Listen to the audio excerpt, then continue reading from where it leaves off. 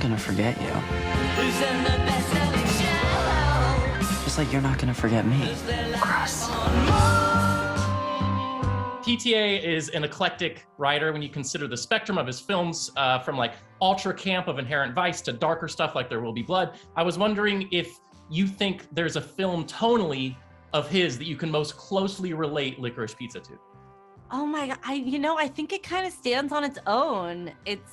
That's how I feel about it. I feel like Paul is so good at every movie that he does is a different vibe, a different flavor. And the fact that he can do that as a director and a writer is mind-blowing. And that's why I kind of feel like Paul is a musician, because I feel like every movie, like if he was a musician, every record would be different and he would just keep evolving and making the best music of all time. I just want Paul to, I think we need to change.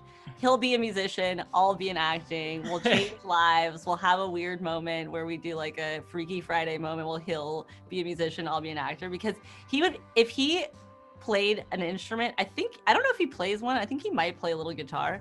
He'd be the most incredible musician of all time, because he thinks in such crazy ways.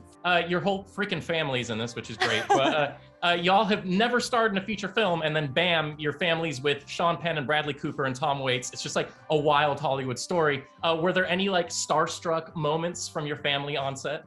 Oh yeah, I mean, the most starstruck for me was Tom Waits. I mean, also having another musician on set and seeing how he's the most incredible actor I've ever seen in my whole life. I mean, there were scenes that we shot together that didn't make it in the movie, but were jaw-dropping. Like, I was so in awe. And I think the only thing I could muster up when we were cutting was just, I think I said, like, I'm a huge fan.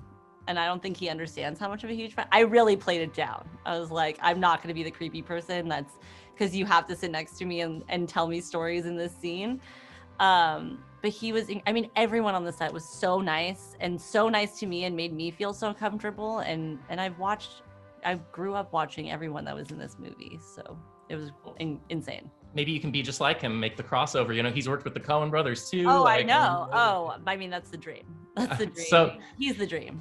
Philip Seymour Hoffman is my favorite actor of all time, hard stop, period. And a lot of that is because of PTA. You know, he's the mattress man. He's like PTA's dude. That's that mattress man.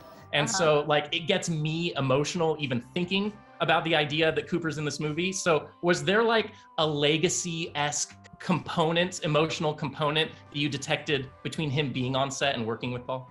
You know, I honestly didn't. Cooper, I had auditioned with so many different Garys. And the second that me and Cooper read, it was like everything that I had ever wanted had come true in Cooper.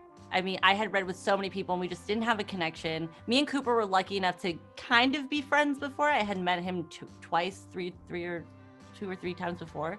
But when he read Gary and I read Alana, I mean, it was terrible. We were terrible in the beginning. I'm not going to say that we were like Meryl Streep and, you know, Jack Nicholson. We were definitely not that. We were stumbling through the dialogue, but the connection was there already. And once I read with Cooper, I knew that I could do it. And I think he kind of felt the same way. So I really do think it was like a universal thing where he was just always meant to play Gary. He was always meant to be my Gary, regardless of the, you know, connection between his dad and Paul.